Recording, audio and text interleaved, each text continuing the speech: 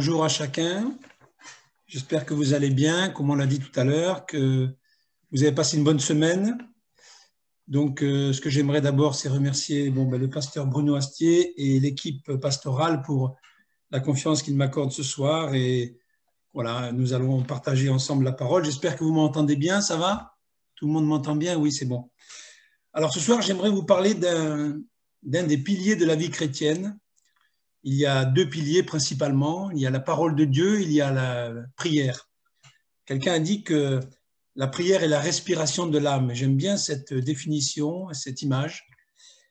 Et c'est vrai que si on ne respire pas régulièrement, sans s'en rendre compte, eh bien, on va s'asphyxier. Et sur le plan spirituel, c'est la même chose. La prière, c'est quelque chose d'important, d'essentiel. Pour vivre, on a besoin de se maintenir en vie, on a besoin aussi de s'alimenter. Et ça, c'est la parole de Dieu, c'est la nourriture. On a besoin tous les jours de venir chercher cette nourriture spirituelle pour pouvoir grandir, pour pouvoir nous approcher de Dieu, pour pouvoir comprendre la volonté de Dieu, le caractère de Dieu.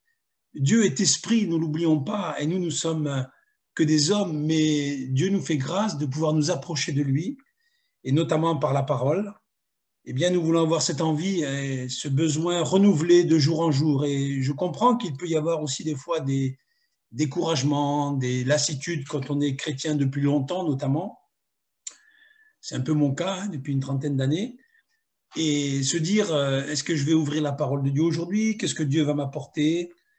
Est-ce qu'il y a du nouveau dans cette parole? Je l'ai lu déjà maintes et maintes fois. Eh bien, j'ai envie de vous donner envie ce soir encore d'ouvrir cette parole régulièrement et de nous approcher de Dieu de cette façon-là, parce que la lire, la méditer, c'est la source de notre foi, c'est la source de notre croissance spirituelle, de notre connaissance de Dieu. Et ce soir, j'ai envie tout simplement de vous poser une question. Et ça va être sur cet angle-là que je vais aborder la parole, c'est est-ce que tu es encore émerveillé par la parole de Dieu? Et ce message, il est pour chacun de nous. Pour les jeunes dans la foi, on a des jeunes baptisés, des jeunes qui s'approchent de Dieu. Eh bien, pour vous, j'ai envie de vous donner cette envie de prendre cette habitude régulièrement de vous approcher de Dieu dans la méditation, d'en chercher la profondeur de ce que Dieu veut nous dire et de ce que Dieu veut dire à chacun de nous, parce que Dieu a un plan personnel pour chacun et il va parler à chacun selon ses besoins. Et si on est un chrétien mature, qu'on a de la bouteille, j'allais dire, avec Dieu, ben, tant mieux, mais que cette bouteille ne se refroidisse pas et qu'au contraire, on ait encore envie de continuer. Et quand on aborde un sujet, que ce soit dans la prédication le dimanche ou même en semaine ou même ce soir, eh bien qu'on ne se dise pas, mais ça j'ai déjà entendu, je connais, oui peut-être, mais qu'on soit toujours vigilant et qu'on soit toujours avec ce zèle de vouloir encore apprendre et encore connaître. Alors ce soir, j'aimerais qu'on regarde ensemble, je vais dire, quelques merveilles dans la parole de Dieu. Voilà, la parole est un trésor et moi j'ai sélectionné quelques merveilles pour nous ensemble ce soir. Alors, je vais proposer trois points. Le premier point, je l'ai appelé Joseph, une merveille de pardon. Alors c'est vrai que la vie de Joseph, on la connaît depuis pas mal de temps déjà, on a entendu des messages, mais j'ai envie de dire que la vie de Joseph, elle est difficile. Il y a des hauts et des bas, des fois même des très hauts et des très bas. Et quand il est ado, qu'il a 17 ans, vous savez, il est haï par ses propres frères. Ils veulent le tuer, il échappe de peu à la mort, il est jeté dans une citerne. Et puis ses frères le vendent à des marchands qui passaient par là, avec leur caravane, avec leurs chameaux. Et il est revendu à un officier égyptien, monsieur Potiphar. Il a des ennuis avec son épouse, madame Potiphar. Vous savez tout cela, mais vous connaissez l'histoire, elle lui fait des avances, et lui, il refuse. Il se retrouve faussement accusé et en prison. Il passe plusieurs années pour une faute qu'il n'a pas commise, victime d'une erreur judiciaire. Ça arrive, même dans la Bible, vous voyez. Il est haï par ses frères, abandonné des siens, c'est dur. La parole de Dieu nous dit que Joseph, au bout de 2 ans, il sort de prison. Il prend place à la cour de Pharaon et il est le numéro 2 de toute l'Égypte. Vous voyez quel renversement de situation? Il est le numéro 2. Et en cela, déjà, c'est quelque chose de merveilleux, de spectaculaire. Mais ce n'est pas tout. Regardez ce que nous dit la parole de Dieu quand Joseph révèle son identité à ses frères. Et là, je lis dans Genèse, chapitre 45, au verset 4. Genèse 45, verset 4, je lis quelques versets. Joseph dit à ses frères, approchez-vous de moi. Et ils s'approchèrent. Il dit, je suis Joseph, votre frère, que vous avez vendu pour être mené en Égypte. Maintenant, ne vous affligez pas et ne soyez pas fâchés de m'avoir vendu pour être conduit ici, car c'est pour vous sauver la vie que Dieu m'a envoyé devant vous. Voilà 2 ans que la famine est dans le pays, et pendant 5 ans encore, il n'y aura ni labour ni moisson. Le verset 7 dit, Dieu m'a envoyé devant vous pour vous faire subsister dans le pays et pour vous faire vivre par une grande délivrance. Ce n'est donc pas vous qui m'avez envoyé ici, mais c'est Dieu. Il m'a établi père de Pharaon, maître de toute sa maison. Et c'est ce verset que je trouve étonnant. Il est dit, ce n'est pas vous qui m'avez envoyé, mais c'est Dieu. Et ici, Joseph reconnaît la main souveraine de Dieu dans sa vie. Malgré tout son parcours, il finit en concluant que Dieu est au contrôle. Quand les choses vont bien, Dieu est là. Quand les choses vont mal, il est là aussi. Et pour moi, ça, c'est la providence. C'est ce que j'appelle la providence de Dieu. Et quand on regarde la définition du Larousse, ils nous disent ceci de la providence. C'est le sage gouvernement de Dieu sur la création et sur nous. Nous sommes ses créatures. Dieu est là dans nos vies en permanence et il prend soin de nous. C'est un message qu'il est bon d'entendre encore ce soir. Cela n'a rien à voir avec le fatalisme. Bien au contraire, la Bible ne parle pas de cela. Elle nous dit que chaque acte que nous prenons, chaque décision que nous prenons, conditionne notre avenir et va conditionner mon avenir. Donc c'est encourageant. Éclairé par la parole de Dieu et par le Saint-Esprit, nous pouvons avancer et être guidés par Dieu. Les frères de Joseph ont peur, et il y a de quoi. Après tout ce qu'ils ont fait subir à leurs frères. Et dans Genèse, au chapitre 50, on peut lire au verset 15, justement ce qu'ils disent. Quand les frères de Joseph virent que leur père était mort, ils dirent, si Joseph nous prenait en haine et nous rendait tout le mal que nous lui avons fait. C'est normal d'avoir cette crainte. C'est humain. Mais vous connaissez la suite. Au verset 18, Joseph leur répond, soyez sans crainte, car suis-je à la place de Dieu? Vous aviez médité de me faire du mal, mais Dieu l'a changé en bien pour accomplir ce qui arrive aujourd'hui. Soyez donc sans crainte, je vous entretiendrai. Voilà ce qu'il leur dit, vous et vos enfants. Et il les consola en parlant à leur cœur. Cette parole m'a touché, elle m'a impressionné. Je me dis, comment est-ce que cet homme, après le mal qu'il a subi, le mal qu'il a souffert de ses frères, il arrive à leur parler comme ça? Est-ce que moi, j'arriverai à leur parler comme ça? Je me dis que ce n'est pas naturel.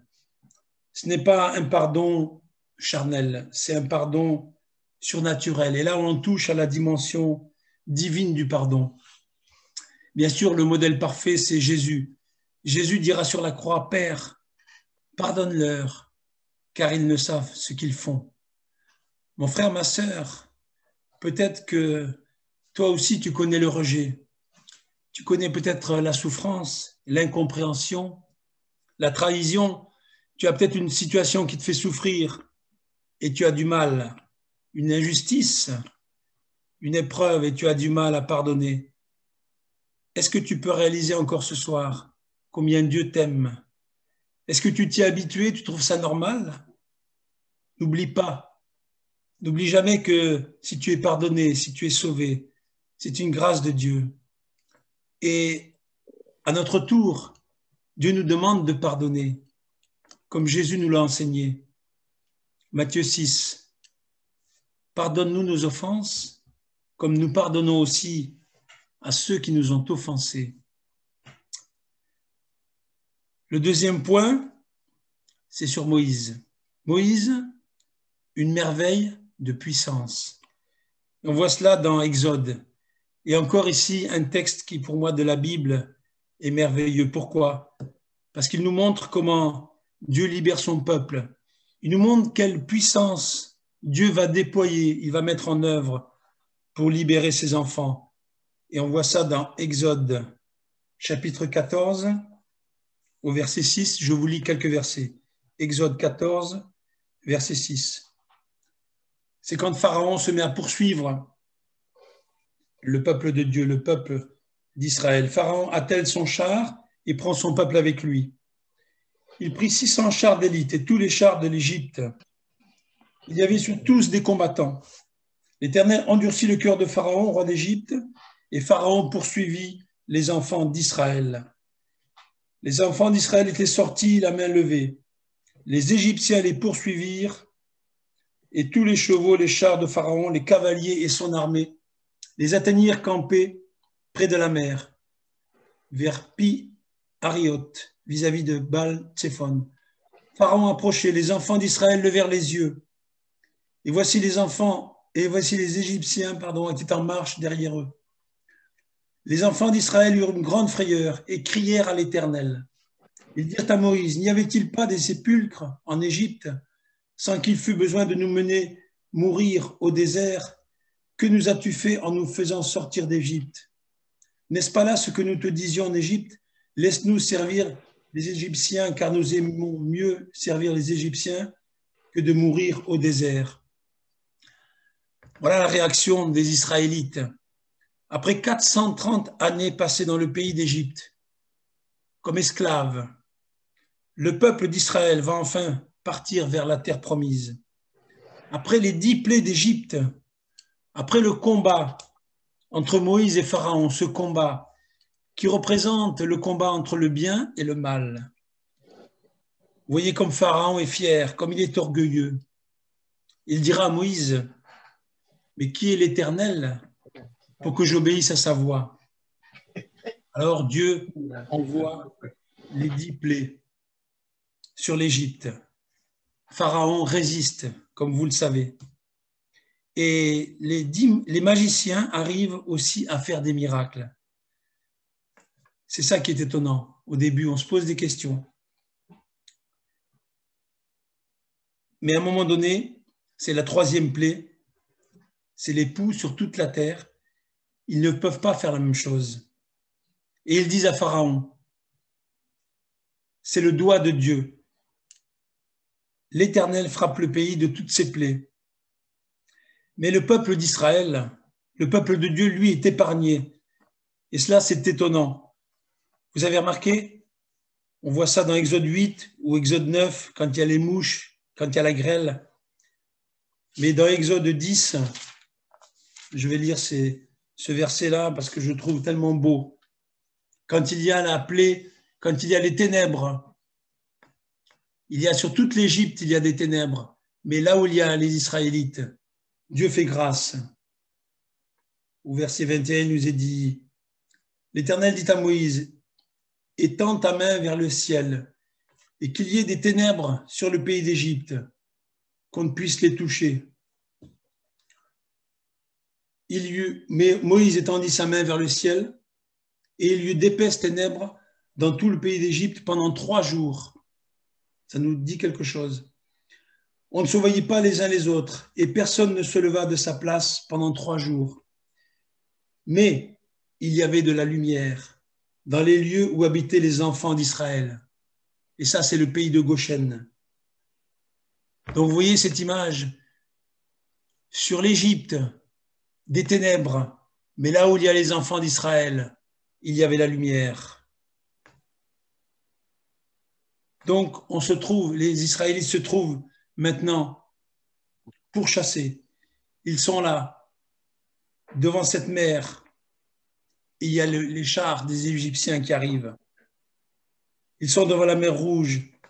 Pharaon est en colère, il arrive avec toute son armée. Il n'y a pas d'issue. La situation est désespérée. Un peuple qui a peur, un peuple qui est sans armes, un peuple de bergers, avec les femmes, les enfants, les troupeaux, les brebis, contre une armée de guerriers, des chars, des cavaliers, des hommes de guerre expérimentés. Le combat est inégal, le combat est disproportionné. On ne donne pas cher de leur peau à ce moment-là. Peut-être que toi aussi, tu es devant quelque chose qui te dépasse, mon frère, ma sœur. Une mer, peut-être qu'elle est déchaînée, une montagne, et tu as peur. Tu es toi aussi sans ressources, sans solution, et tu ne sais pas quoi faire. Alors, je t'en prie, tu peux crier vers ton Dieu. Tu peux faire appel à lui. Il n'est pas dépassé. Regardons ce qui se passe. Exode, chapitre 14, verset 13. Moïse répondit au peuple, ne craignez rien. Restez en place. Regardez la délivrance que l'Éternel va vous accorder en ce jour. Car les Égyptiens que vous voyez aujourd'hui, vous ne les verrez plus jamais.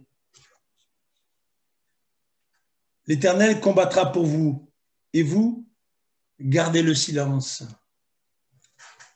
Toi, Moïse, lève ta verge, étends ta main sur la mer et fends-la. Et les enfants d'Israël entreront au milieu de la mer à sec. Regardez la puissance que Dieu met en œuvre, la puissance qu'il libère pour libérer son peuple. C'est merveilleux. Et nous voyons au verset 21, Moïse étendit sa main sur la mer. L'Éternel refoula la mer par un vent d'Orient qui souffla avec une impétuosité toute la nuit. Il mit la mer à sec et les eaux se fendirent. Les enfants d'Israël entrèrent au milieu de la mer et les eaux formaient comme une muraille à leur droite et à leur gauche. Je trouve ça extraordinaire. Et suite à cette délivrance miraculeuse, Moïse va écrire un cantique. C'est le chapitre suivant. Vous pourrez le lire. Je ne vais pas lire cela, mais vous pourrez le lire à la maison. C'est le chapitre 15. Ce cantique de Moïse qui veut comme remercier Dieu pour ce qu'il a fait. Et il est dit, ce cantique finit juste par le verset que je vais lire quand même, 18 et 19. L'Éternel régnera éternellement et à toujours. Les chevaux de Pharaon, ses chars et ses cavaliers sont entrés dans la mer, et l'Éternel a ramené sur eux les eaux, mais les enfants d'Israël ont marché à sec au milieu de la mer. Voilà la différence, voilà le traitement pour les enfants d'Israël, voilà le traitement pour le peuple de Dieu. Pour toi aussi, ce soir, mon frère, ma sœur, il y a un traitement de faveur de la part de Dieu. Il y a un traitement spécial pour les chrétiens. Nous sommes sanctifiés, nous sommes mis à part. Et même si l'épreuve est là, même si la difficulté est là, nous pouvons crier à notre Dieu parce que nous avons un Dieu qui est puissant et qui veut nous délivrer, qui veut nous sauver comme il l'a fait à ce moment-là pour le peuple. Et mon troisième point, ce sera Jésus, une merveille de parole. La Bible dit que jamais homme n'a parlé comme lui.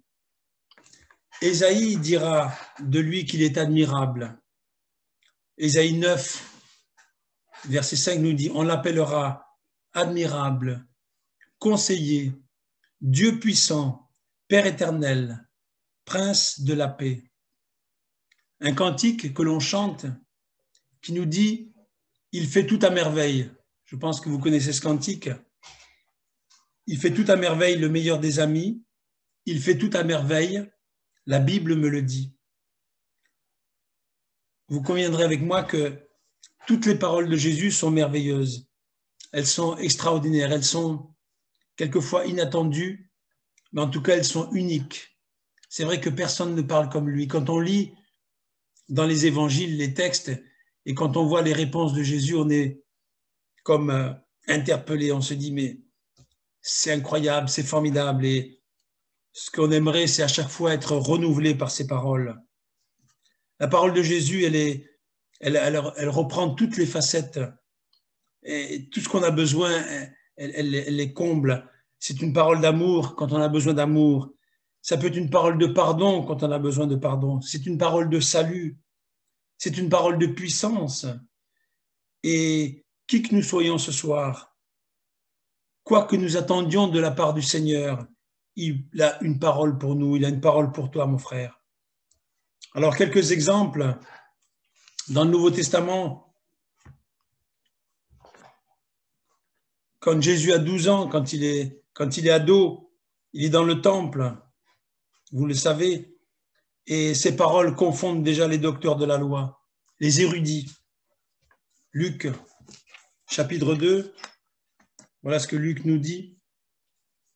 Ses parents le cherchent, il est à Jérusalem dans le temple, et on le retrouve au bout de 3 jours. Il est assis au milieu des docteurs, il les écoute, il les interroge, et il nous est dit que tous ceux qui l'entendaient étaient frappés de son intelligence et de ses réponses. C'est incroyable, un garçon de 12 ans. Et plus tard, quand il est adulte, Jean chapitre 7, au verset 14, c'est au moment de la fête des tabernacles. Vers le milieu de la fête, il nous est dit que Jésus monta au temple et il enseignait. Les Juifs s'étonnaient, disant « Mais comment connaît-il les Écritures, lui qui n'a pas étudié ?» Et oui, il n'a pas étudié, mais pourtant, il a une parole de sagesse. Il a une parole appropriée. Et il nous est dit au verset 46, verset 46, les huissiers qu'ils avaient été envoyés pour le confondre, les huissiers dirent « Et jamais homme n'a parlé comme cet homme. » Les pharisiens l'interrogent pour le piéger. Et oui, et c'est au moment de la Samaritaine. C'est un procès contre cette femme parce qu'elle est surprise en flagrant délit d'adultère. Et les docteurs de la loi, les spécialistes, ils viennent et présenter cette femme à Jésus. Et Jésus doit se prononcer. Qu'est-ce qu'il va dire? Tout le monde attend. Qu'est-ce qu'il va faire? Quelle va être sa réponse? Eh bien, nous pouvons lire, je vous lis le verset 7. Comme il continue à l'interroger, Jésus se relève et il leur dit que celui de vous qui est sans péché jette le premier la pierre contre elle.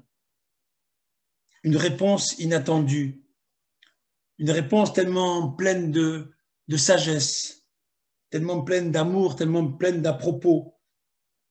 Et tous ceux qui sont là autour de lui et qui étaient prêts à en découdre, qui étaient prêts à lapider cette femme, eh bien, ils se regardent les uns les autres, ils ne savent pas quoi répondre, ils ne savent pas quoi faire. Et là, nous sommes interpellés par cette parole puissante de Jésus, cette parole remplie d'amour. Et je me dis, Seigneur, merci de nous laisser des messages comme cela. Merci de nous laisser des paroles comme cela, parce que nous en avons besoin. Nous sommes tellement prompts à condamner, à juger. Et toi, tu as fait preuve de sagesse, que nous puissions vraiment nous inspirer de cela dans notre vie de tous les jours. Et quand les disciples sont en panique, c'est encore un exemple qu'on a dans la parole de Dieu. Quand ils sont dans la tempête sur cette barque, quand ils sont menacés, ils ne savent pas quoi faire et ils regardent Jésus. Et Jésus, à un moment donné, il se lève et il menace. La Bible nous dit dans Matthieu chapitre 8, Jésus menace les vents et la mer. Les disciples diront, quel est celui-ci? Ils sont impressionnés par cette parole de Jésus. Quel est celui-ci à qui obéissent même les vents et la mer? Jésus a parlé là. Il a menacé, il a donné une parole d'autorité.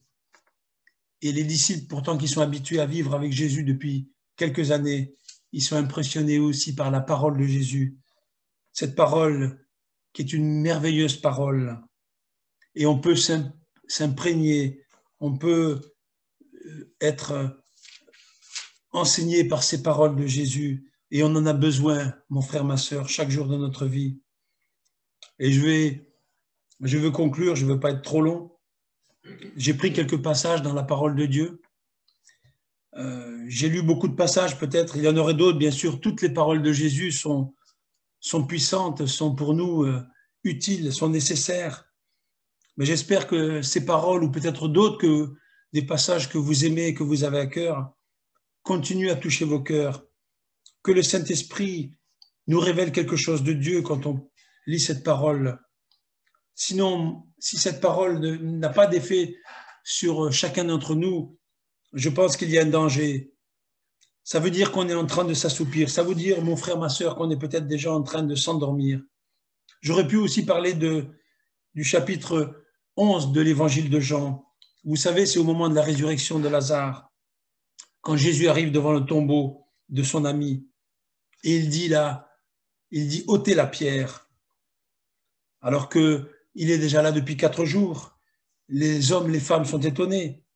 Mais Jésus est là et il crie d'une voix forte, Lazare, sors. Est-ce que tu l'entends, cette voix ce soir? Est-ce que tu vois Jésus qui est là devant le tombeau et qui parle? Est-ce que tu l'entends? Et la Bible dit, le mort sortit. Quelle est bonne cette parole pour nous, qu'elle est puissante. On aurait pu parler aussi du sermon sur la montagne. Et là, je vous encourage à lire Matthieu, chapitre 5, chapitre 6, chapitre 7, toutes ces paroles de Jésus tellement bouleversantes, tellement on ne s'y attend pas, mais elles sont tellement puissantes et on en a besoin.